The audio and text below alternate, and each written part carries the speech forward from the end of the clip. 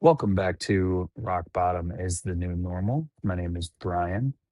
Um, sorry I didn't post last week. I've been busy. I've just been uh like just between you, me, and the desk. Relapse has been on my mind, like not like super heavy, but like it's there.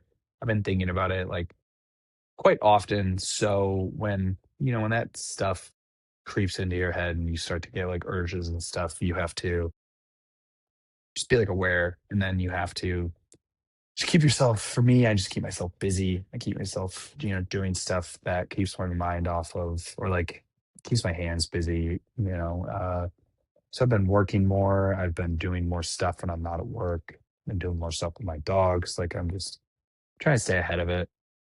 um I started to notice it. My I go to therapy. My therapist has me do a thing similar to like Happy Gilmore has his happy place where, he goes and like it's all the woman has like the beers. And she's like, you know, what was her name? Uh was it Vicky Valancourt? Because I know that Adam Sandler had like the VVs, like Veronica Vaughn. I think it was Vicky Valancourt. She was walking around with like the two pitchers of beer, and there was like the small person on a tricycle. The grandma is hitting the slots. Um, so that's nothing like my happy place. My happy place is I go to a beach, and above the water in like bubble like balloon letters is relax, and then that kind of like relaxes me. So I go there and I'm like instantly, zen. I'm instantly chilling. Um, but lately I've noticed that it doesn't say relax, it says like relapse. Which concerning for sure. It's not ideal in any situation. So I'm just trying to stay on top of it, which, it's going. It'll pass, and then I'll be, just back to jazz. Um, yeah, and I guess another thing I kind of wanted to talk about is the other night when I was bartending. It was, like right before we closed, and this guy, and again, like this makes me very happy that I not happy.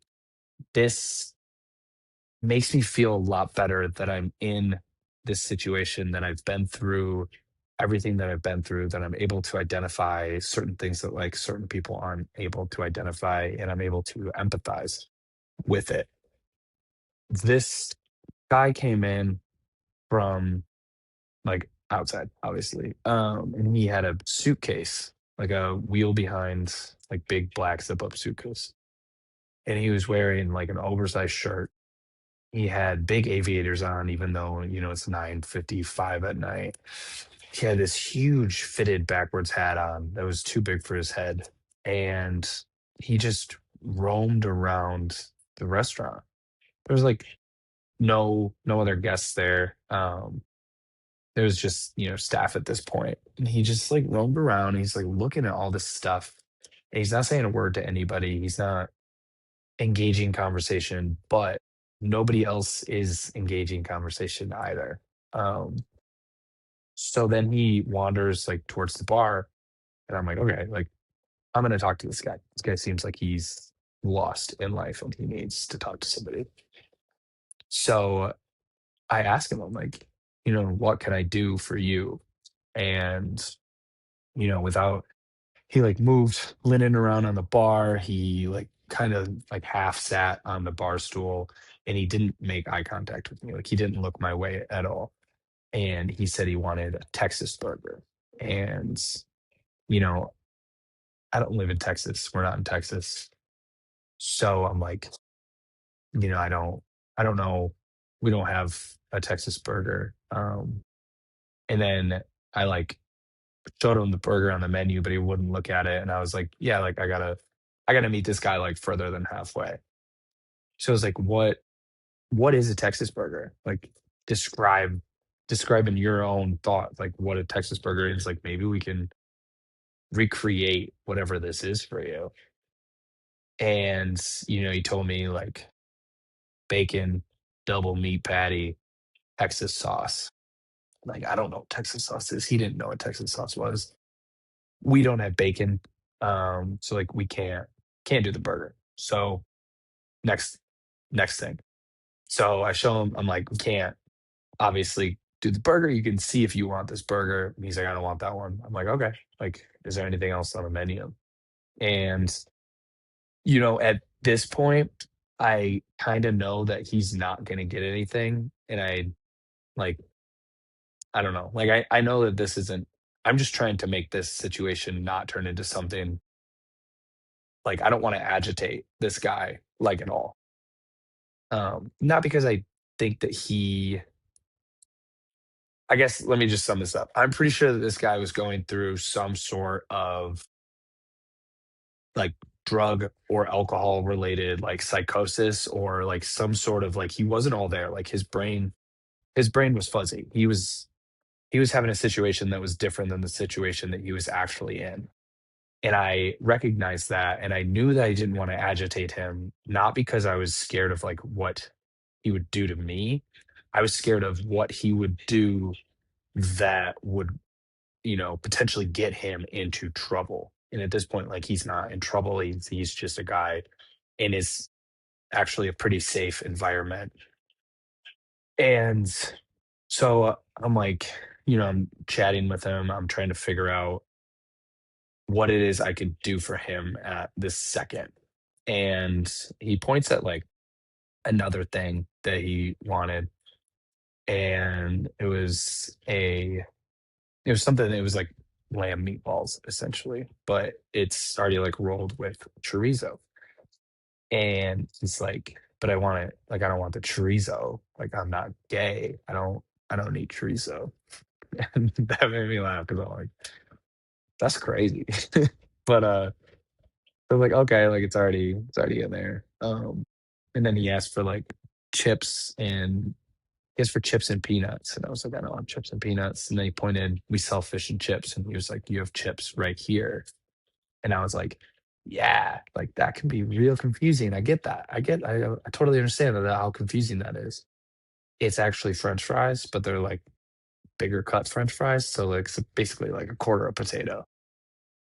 And he's like, "Yeah, like, I want that then." And I was like, "Okay, you want the fish and chips?" And he's like, "Yeah, and throw, like, a whole steak on it." And I was like, "Okay." Like, if we wanted to go that route, you'd have to pay for a whole steak. And he was like, "No, no, I'm not doing that. Like, don't you have just, like, chopped up pieces of steak you can toss on there?" And I was like, "No, not really, not at 9:55 at night," you know? So, he eventually got to the point where he just didn't want anything in this establishment. And he went to the next establishment, and luckily, like, he kind of felt the vibe, I think, or maybe he was, like, coming out of it, because then he, like, quickly retreated back to wherever he, like, came from. And I don't know, it sits with me in a lot of different ways. It sits with me in the fact that, like, I've been there. I've been in full-blown psychosis where I think something completely different is happening, and, like, the people in reality are like, "What the fuck is wrong with this guy?" And, it could turn dark really fast. Like, I was fortunate enough that, like, nothing bad happened while I was in psychosis. Like, I didn't hurt myself, I didn't hurt anybody else, but, like, that's not the same case for a lot of people. A lot of people hurt themselves, they hurt others, they get themselves in situations, they get arrested, they go to jail for it, and that's terrifying. That's terrifying to think about, that you could be in a situation in your head that you fully believe is happening, and then you come out of the haze, out of the situation, or out of the woods, and you're, in jail, and you don't know how you got there. And I think that that's terrifying, and, like, I'm glad that I'm not in that situation anymore, and, like, I feel so bad for people that are in that situation now, like this kid.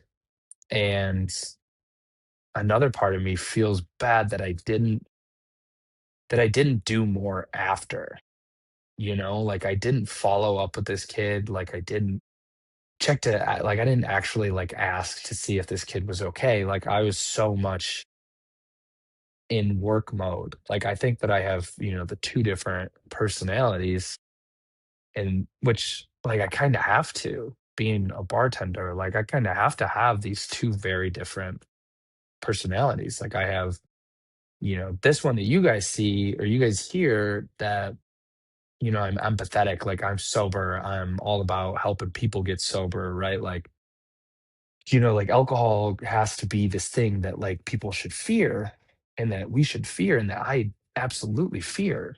But then, I clock in and I have to be the guy that sells this thing that I fear and that people should fear. Like I have to talk it up. I have to believe in it. And this was one of the first times that like, it really like fucked me up afterwards where I was like, why wasn't that like an instinct to like help this kid out? Like why wasn't because right now, like if I ran into this kid now, in my civvies, like I'd be like, yo, homie, like where you stay at? Like what do you got going on after this? Like what's like you feeling good? Have you eaten today? Like if you had any water today? Like, I'd try to like help him out as much as I possibly could, which, I'm not gonna like rent him a room or something, but I can help him out somehow. But I was like, why wasn't that my first thought? Like, why wasn't that my first instinct? And then it like, I don't know, it all kind of came to me because I guess I've just been living obliviously to this whole thing. It's like, like there's two people that the world sees now. Like they see like me now, and then they see me at work. And those are two vastly, vastly different dudes. And like I don't know like how long I want to keep that up. Like I have to definitely think about this a lot more and I have to talk to some other people about it. Like if you're listening and you have an input on this, like I'm 1,000,000%, I'm all ears. I'm all ears about fucking everything. Fucking talk to me about anything. But like this situation for sure. Cause like, I don't know how I feel about it. I know I make money doing it. Like, I know that it wasn't a huge deal until I noticed that it was a something, and now it's, you know and this might also be contributing to this whole, like, relapse thing that's in my head, like, like, my whole the seams of my life seem to be, like, coming apart a little bit about this, and I'm sure that's gonna pass, right? Like, that's how this all goes. That's how sobriety goes in itself is you get urges, they come, they go, you move on with your life, they come back, they go, you move on with your life. Like once you figure out that it's just like this pattern, then you're able to stay on top of it and you're able to just like know that if you push through long enough that it'll be better. Um yeah, so like I'm sure it's all gonna be fine, but I'm just yeah, if anybody has any input on it. Another thing I kinda wanted to throw out, I think I'm, like, getting to the point where people can start, like, reaching out and letting me know about stuff, and then I can bring up the topics, like, later on and, like, like, share your guys' thoughts on this stuff, but, like, non-alcoholic beers and, like, non-alcoholic cocktails, not mocktails, right? Because like, mocktails are just juice and sugar pretty much for the most part, but, like, non-alcoholic cocktails are like, a they make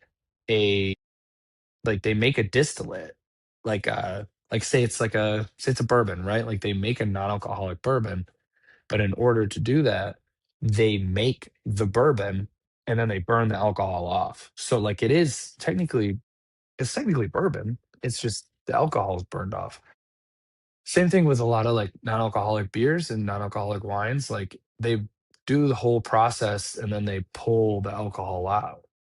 So I guess I kind of wanted to get your guys' input on like how do you guys feel about those things? Like, do you think it's okay to drink if you're sober? Do you think it's like cheating? For me, when I first got sober, people recommend it all the time. They're like, why don't you just drink like an NA beer or something? And I was like, no, like, no, no, no. Like, because I think in my head, I was scared of that. Like, I was scared of it's the same reason that I don't drink Gatorade anymore. Like, I drank Gatorade once since I've gotten sober, and it rushed me back to drinking, a fucking half of a fifth out of a Gatorade bottle every 3 hours. So I was like back in it almost. It was like Vietnam flashbacks. So I guess I was like scared of feeling like that, or I like thought it was a gateway back into sobriety, and I was like, or back into drinking, and I was like, no, like, if I do that, then it's just like it's a slippery slope. Then next thing you know, I'm drinking a regular beer because what's the biggest difference? And then I'm half gallon a day again.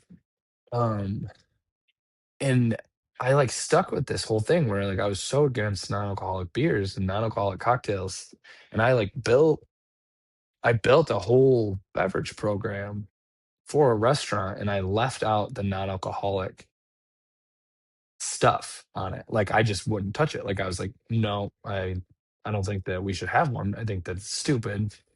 And then I finally, you know, had to because people are asking, which is great by the way. Like there are so many more people in this world right now that go to restaurants and ask for a non-alcoholic cocktail or a non-alcoholic beer than there ever has been probably before in my time of bartending. Like it's super refreshing to see. It's super refreshing to see that people aren't ashamed to be sober right now. And I think that's cool as fuck. And I think that we all need to just take a second and realize how fucking cool that is. But I finally got bullied in, not bullied, but I finally got talked into, making this non-alcoholic cocktail list. And it was probably the hardest cocktail list I had to come up with. It took me like a month, over a month to do. And I think I think it was so hard. One, because they don't taste like it doesn't taste like alcohol. Like it kind of tastes like it, but then you don't get the burn. And when you're drinking a cocktail to get it, away from like a mocktail juicy juice, like you want it to be its own thing. And it was really hard to like build around and it was hard to like get that burn in there almost. And then it was, really hard to do the whole thing because I could taste the cocktails. Like I myself could taste my works and I'm my biggest fucking critic. Most people are gonna taste something that's like sort of good and they're gonna be like, yeah, like that's good to me. And I'm tasting something that's sort of good. I'm like, that's fucking dog shit. Why like you could do better than this, you piece of shit, you piece of fucking garbage. And so I was my biggest critic. And I think that it took me a really long time to like perfect that. But I built it. I got the whole NA thing rolling. People loved it. And it was around that point when I started seeing, a non-alcoholic option as a good thing. And, now I like I indulge every once in a while. Like I'll have a non-alcoholic beer.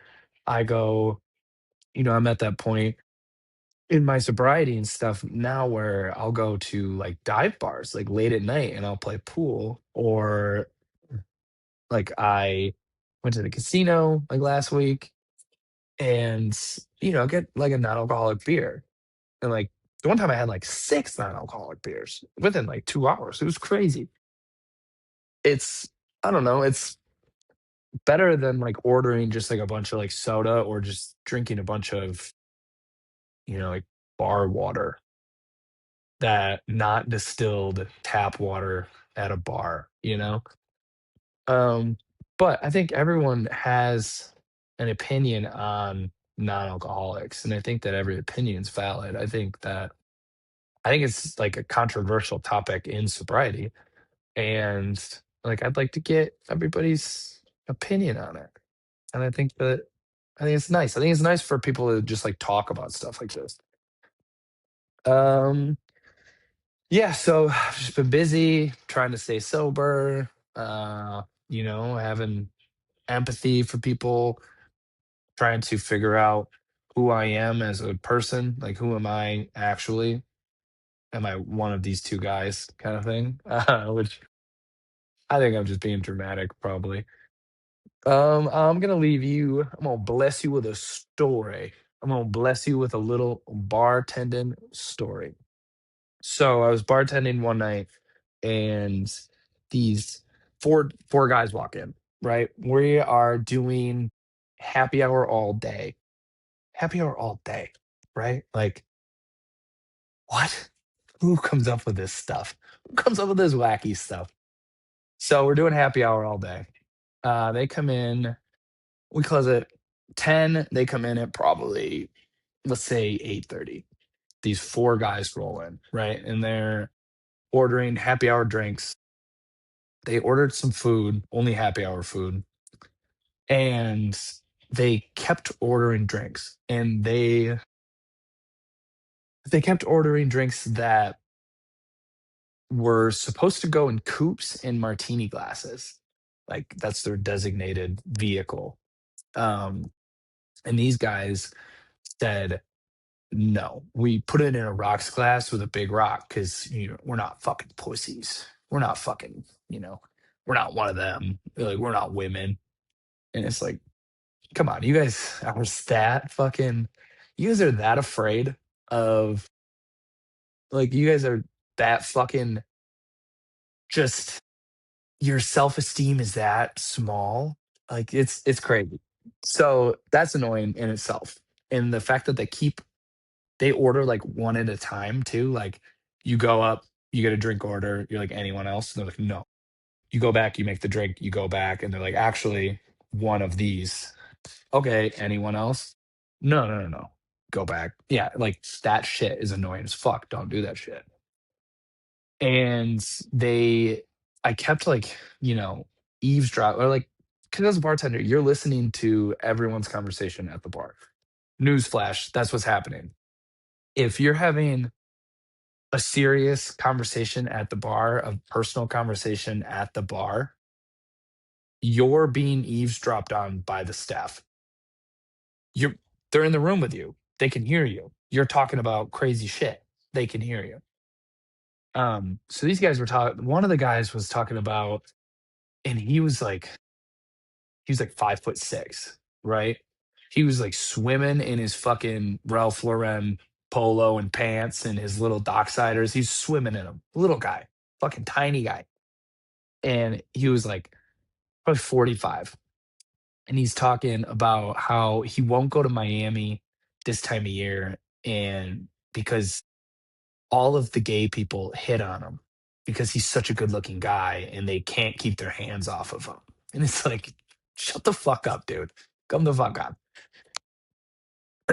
And then he talked about, like his private jet and he talked about his wife. And then he talked about how his wife is starting to like have a sense for the fact that he has a mistress that he keeps flying to go see who like lives in Vegas and he keeps taking the private jet to go to Vegas and he's like yeah so I can give her this big dick and it's like dude come on you're 5'6" in your loafers come on and this whole time these four guys are just talking about how much money they have the entire time they're like this is like oh we do this like we run with the bulls we do this we love Mar-Lago oh ho ho ho okay at the end it's bill time right and their bill's like I think it's like 285 285 of happy hour is a lot of stuff um and they're talking about like who's gonna pay what are they gonna do they're like we can just split it four ways okay high rollers. And then one guy suggests like credit card roulette. And mind you, at this point, four guys. The one guy has been an insufferable fucking asshole. How he's talking about other people, how he's talking to his friends, how he's talking to me. It's the bad guy.